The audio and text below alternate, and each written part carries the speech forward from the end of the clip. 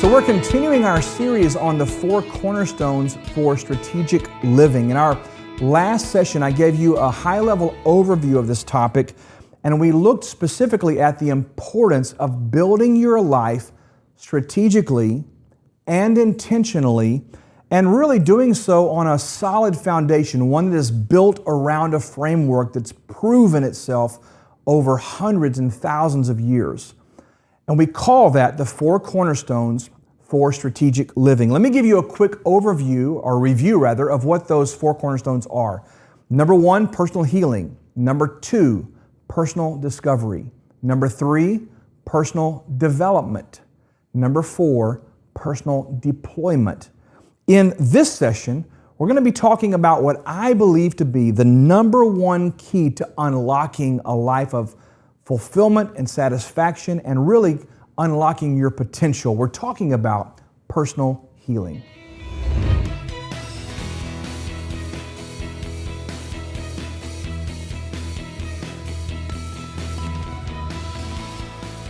This idea of personal healing is often the most overlooked and most misunderstood as it relates to succeeding in life, because people don't really want to talk about their stuff. I don't know a person, frankly, no matter how wonderful of a life they may have had, that probably doesn't have one thing somewhere in their lifetime that caused them pain, maybe introduced to them a limiting belief, or maybe even caused them to question their own validation or their own worth or value. So all of us have something to deal with, because life is life and things happen. This personal healing piece is one of those things that most people want to skip and get around and get to the next deal. But I'm going to suggest to you today that this is the number one key, the most important thing you can ever do to get to a new realm of production and productivity and success and breakthrough in your life, is to take some time and go look at your heart, look at your life, and resolve and reconcile those things that you've left unattended, in some cases for many years. There's a scripture in the Bible, an ancient text, that says something like this, that we will prosper and experience health and vitality in life proportionate to the condition of our heart. It says specifically, I wish that you would prosper and be in good health, even as your soul prospers. So there is a direct correlation between my internal health, and I'm not talking about physiological, I'm talking about emotionally and spiritually, my heart, if you were, my soul. The condition of my soul and my heart is going to directly affect the outcomes in every single area of my life. Said another way, I will prosper. I will know wellness and happiness to the degree my soul, or that internal governor in my life, prospers. So it's important that we deal with that stuff. Now here's the deal. Nobody wants to pull back the curtain and dig stuff out of the trenches that we've had hidden away for a long time. But understand this, those things you've stuffed away are actually becoming toxic to your system. It's like having an infection down deep inside your soul. And on the outside you may look okay, but on the inside you're dying a very slow death. So we're going to talk about how to dig into these things. There are countless examples of talented and gifted people who succeed in life to a point, but then sometimes in the public eye, they crash and burn, so to speak. They hit a brick wall. Their life is exposed. Their unreconciled, unresolved issues come to the surface and bite them, man. And they crash and burn. Sometimes, it's sad to say, sometimes they commit suicide. Sometimes they fall from grace and their careers are ruined. Sometimes they physically harm themselves and never recover from it, really. Whatever the case may be, it's always emotional issues that are unreconciled that lead to these catastrophic events. I'm not in any way criticizing these individuals, but just to give you some examples, Tiger Woods, 6-7 years ago, top of his game, the most feared golfer in the world, the most talented, incredible specimen on the golf course, and it was very quickly running toward records all across the board. And yet some deep childhood issues and some addictive behaviors and things that had haunted him probably for a very long time eventually caught up with him. He lost his marriage. He lost day-to-day contact with his kids. And his golf career, he hurt himself physically and began to have back issues.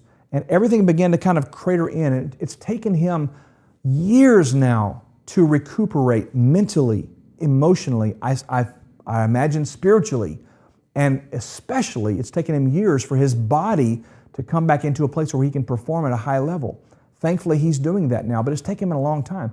You look at people like, Justin Bieber and some of these major singers and artists and actresses and actors that have come to the pinnacle of these awesome careers, and yet at some point the unresolved, unreconciled childhood issues caused them to die a young death. Look at Michael Jackson.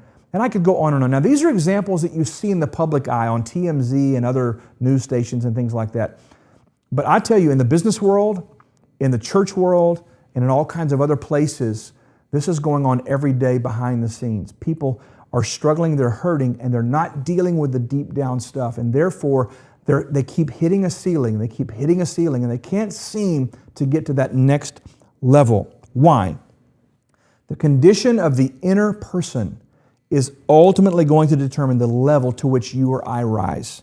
My emotional, mental, spiritual condition becomes the ceiling for my elevation, for my promotion.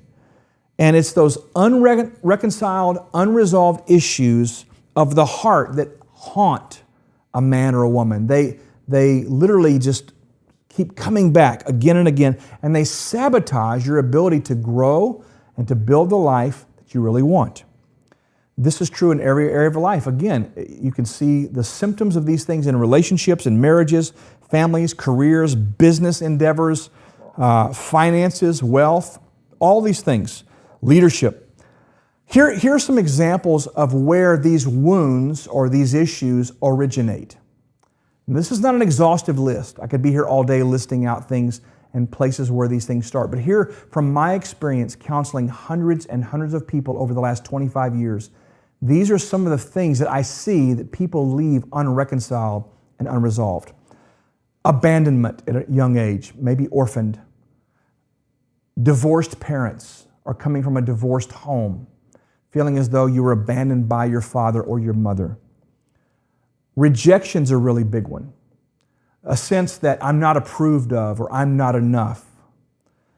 Sexual abuse is a huge deal. That's a part of my own personal story, which I've shared openly on this program. Sexual abuse. Catastrophic failure. Maybe you lost a marriage, or you failed in business, or maybe at some point in a sporting event where you were depended upon to be the guy who is the clutch player, and you failed your team, and that thing emotionally tainted your ability to believe. The absence of a father figure in your life, lack of affirmation or personal values stated and affirmed in you by people in authority or parents. Emotional or spiritual abuse. I run into so many people that have been abused in their church. I'm not throwing stones here, but it happens. It's quite a rampant issue. Damaging words, hurtful words spoken by people that you love and care about. Too much too soon. You see this with a lot of the Disney stars and some of the sports figures that have come up from young ages, where they have so much on them at a very young age that they don't develop properly, and that haunts them later in life. As it relates to marriage, for example, the examples you had, the models you had for marriage and relationship and intimacy were really bad models. Therefore, you emulate what you saw. These are all things that need to be reconciled and healed. Betrayal by people who you thought were in your corner. Limiting beliefs. Limiting beliefs falls into every one of these categories. But these are things that track with you. And until you get very intentional about digging into those, exploring those, and working with those, they're going to keep working against you in your life.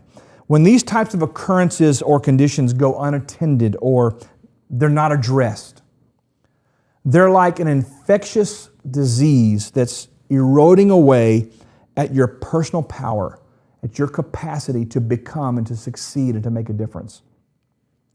I want to give you, as I close this session, 7 steps to personal healing. If you're going to explore laying this cornerstone in your life, you're going to need to listen to what I'm about to say. 7 steps to personal healing. Number 1, you have to acknowledge, I'm not okay. Dr. Phil McGraw said years ago, you cannot change what you're not willing to acknowledge. It begins with owning. Obviously, this is an issue in my life and my heart.